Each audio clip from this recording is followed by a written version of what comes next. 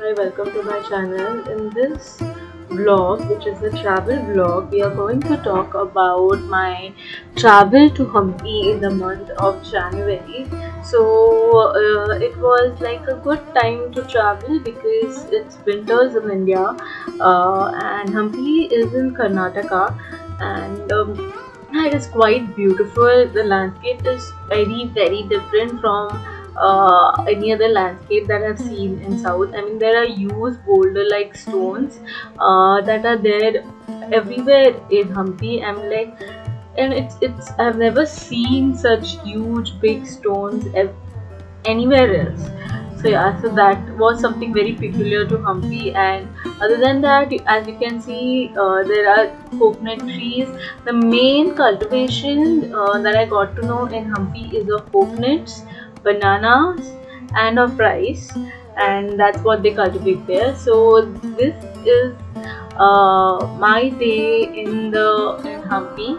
It's one day that I got to go and see the place because I was a little bit sick when I was there, so I couldn't step out as much as I wanted.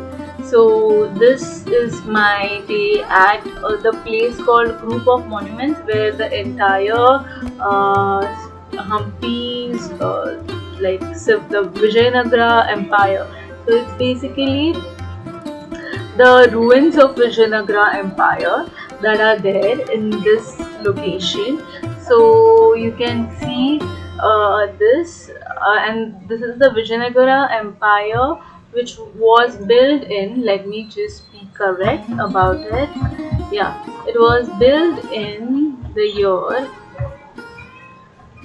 okay, it was built in 14th and 16th century, and it says on the UNESCO site that the austere and grandeurs of Hampi comprise mainly the remnants of the capital city of Vijayanagara Empire, that is during the period of 14th and 16th century CE. I don't know what CE stands for. Please let me know if you know down in the comment section.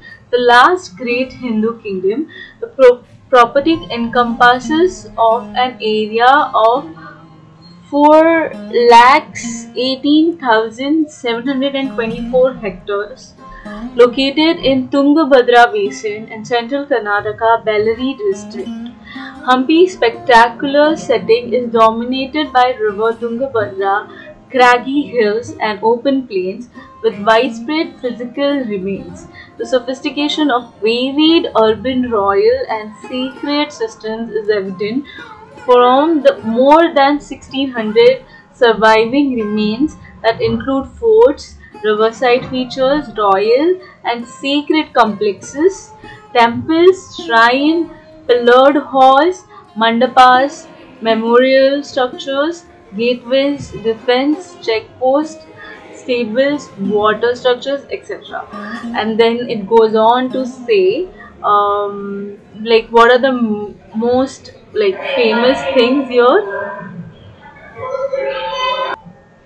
I have purposefully kept the audio because it gives you a sensation of actually being there in that location, how it would have felt to be there in the location itself.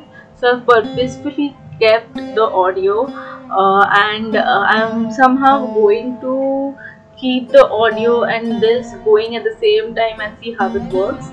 So yeah, and then it goes on to say that among these the most, I guess, famous monuments are the Krishna temple complex, Narasimha, Ganesh, Hemakuta group of temples, Achyutaraya temple, Vithala temple. So there are a lot of temples, and so this is the form of architecture that you see here is Dravidian architecture, and this spot that you can see, this was my favorite spot, and I really because you can see the river, you can see the entire stretch of a road that starts from almost the beginning, from where I entered. So there are two gates. The gate that I entered, the first thing that I saw was the Vithala temple there and the chariot-like structure. That is where I entered from, and then I was walking in the direction of the famous temple that is there. I forgot the name of it. I'll put it down here in the video. I was heading in that temple's direction.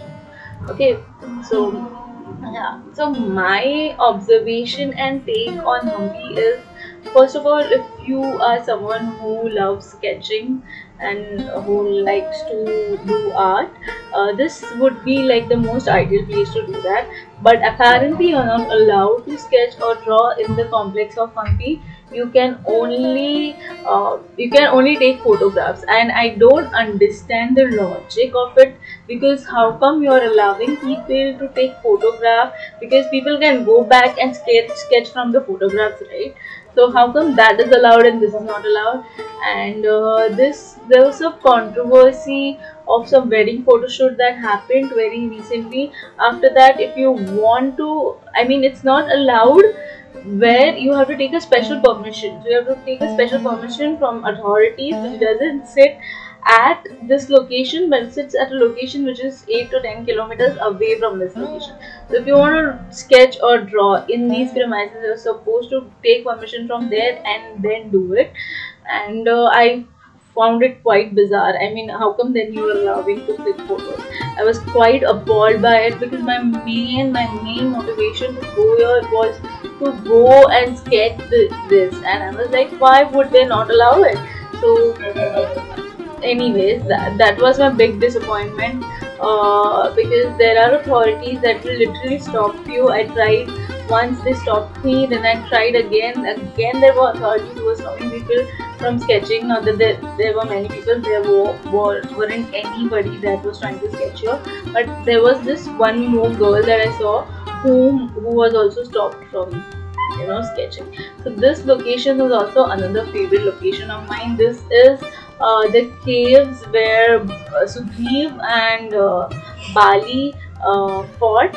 If you know Ramayana, there was this two brother who were fighting a monster together. They were fighting monster, and that monster, then one of the brother goes in the cave to fight the monster off, and the other brother stays back to look after their kingdom. So they basically are prince and look after the kingdom and his family.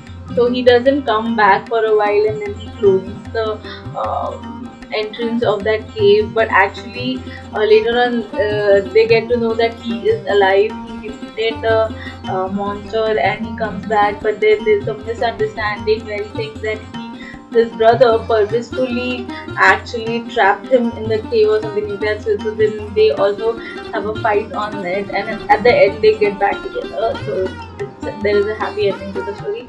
But yeah, that's basically the story. Bali Sugriv story. If you Google, you will get the most appropriate facts about it.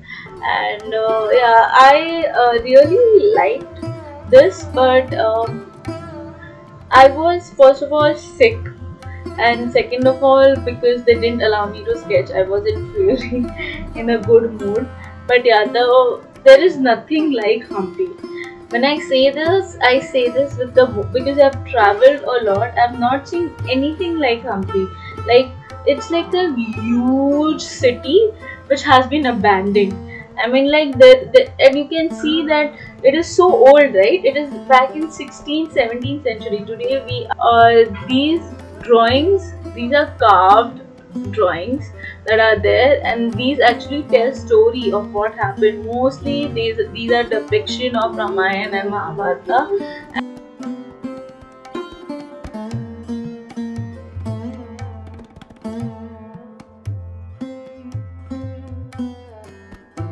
And this is Narasimha Lakshmi statue, where the Lakshmi idol is missing. And there was a huge pillage that happened by the Mughals, and this happened, let me just be sure about it.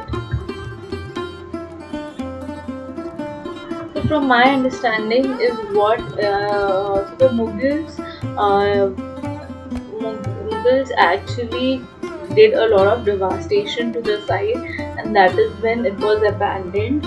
And it was abandoned in the sense it was never habited again, so it stood as it was. I feel when you go here, it feels like you're going back in time, and the city is just preserved so well. It is preserved so well, and like you can see how people back in what 2000, not even 2000, I guess 16th century would be what 6,000 years ago, how people 6,000 years ago lived. And I mean, it's just marvelous as to how how advanced they were, how organized they were. I mean, it is ridiculous as to the level of organization these people have. I mean, today, if you see like a city of Mumbai, I mean, it is so disorganized. People are living in such a disorganized manner, and if you see back then, it was so organized, and the architecture was so beautiful. Every single thing has been constructed so beautifully, and like it just stood still in time. There is nothing, no changes have happened, and also it hasn't been used. So it, because it was abandoned, it has done some good to it. I mean, it's sad that it was abandoned. I mean, it would have been great if we could also know about the lifestyle these people had, the way they lived. Not only just these are basically what do you call fossils, right? But you don't have a living, breathing civilization that habited that area. I mean, it's sad. I was listening to a podcast of Abhijit Chavda on YouTube very recently, and he talks about how much the Hindu civilization has suffered, and so much of the history is lost. And Mughals did not just in Mughals or other conquerors as well, and especially Mughals, there Turkish conquerors as well. The intention was not of all the conquerors that came, colonizers, not conquerors. I was using the wrong word. Colonizers that came to India. The intention was not just to acquire wealth and acquire, land and wealth and to rule. The intention was also to execute a cultural change in the communities that were living, like change the culture of the communities that were living. They wanted them to adapt their culture, and so it is very much necessary. So it was also psychological colonization that was happening, and even after that, even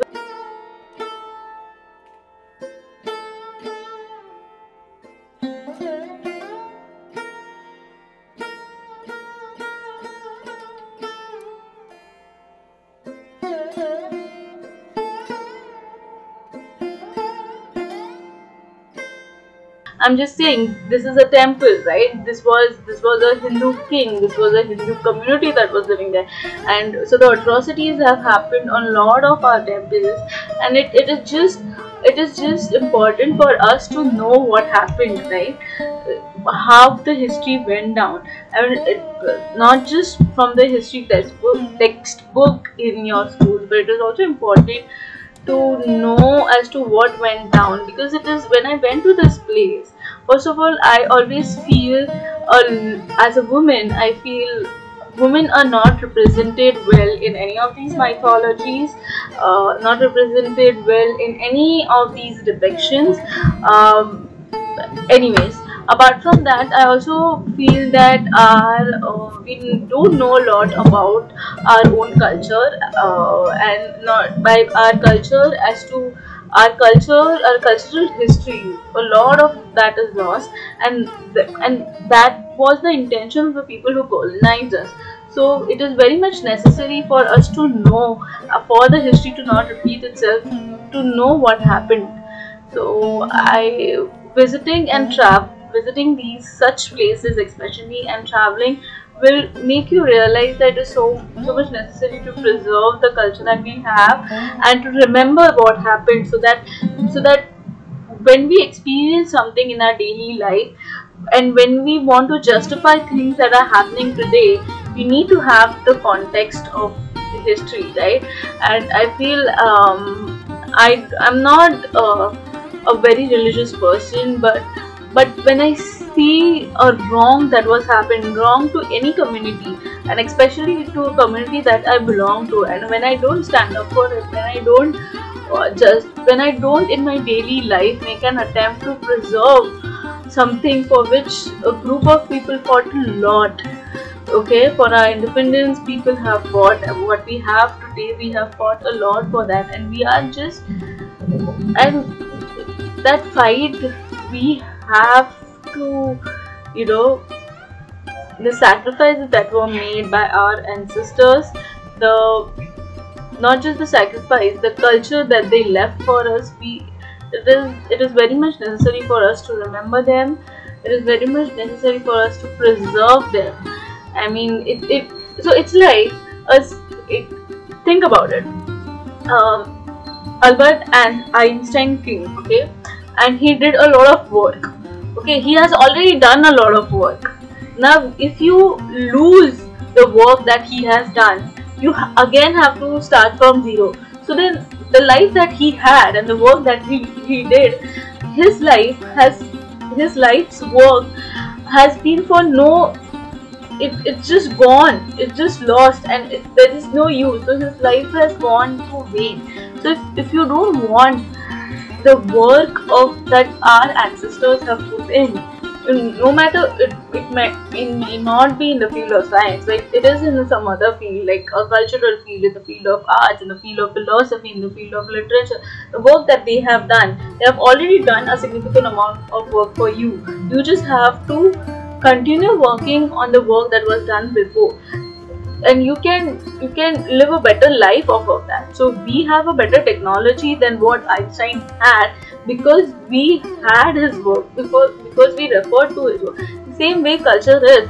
If we don't keep those texts alive, if we don't keep the work that our ancestors have done, if we don't keep referring back to that, then that is lost, and then you are again starting from zero. I mean, there will be no growth to the human civilization. We will just doing the same work, repeating the same mistake again and again. And if somebody has done a certain amount of work for you, then you have to first of all study that work and take that work forward, work more on the work that was done before. So from that, if you think that way, taking that Albert Einstein's analogy in like take that example, I mean, it makes total sense for us to remember the history, to remember our cultures, to study our culture, so that we can be more evolved, have better intellect, and take things forward instead of working on something for which our ancestors had already found a solution for, and which they have already done work for. And instead of taking it forward, we are just stuck in the same loop, repeating the mistake and all of that. I mean, I went on a rant, but yeah, that is what I feel when I go to these places, that so much of history is lost, so much of history is not told correctly, recorded correctly, and culture is lost, and it is in our hands today to preserve it in whichever form that you feel like. You know, it may be dressing traditionally, it may be following some religious customs and traditions, and keeping the art alive by learning the art forms that were there back then, in whichever way and form, or reading books of history, whichever form you feel necessary. After that, there's this one Tungabhadra Dam, which also has a beautiful location. It's actually a park, and it's you can go and see the park, you can go and see the dam. However, when I went to the dam was closed, so I couldn't really see the dam, like walk on the dam. I saw the dam, but I couldn't walk on the dam but there's a park and a garden around. So yeah, this is a one more location that you can cover. But Hampi itself is so big. People take 2 days to explore the entire area. And so yeah, I just did that and this in the same day itself because I was sick. And yeah, but I really had a good time, and there is nothing like Hampi. So you should for sure go there once in your life. And once you go there, it teaches you something. It everybody that goes to Hampi will learn some or the other lesson, because it's just marvelous as to how evolved our ancestors were. And we don't know about it. I mean, that's sad. So yes, these were my thoughts on traveling to Hampi. I hope you like this video, and I'll see you in the next video. Thanks for watching.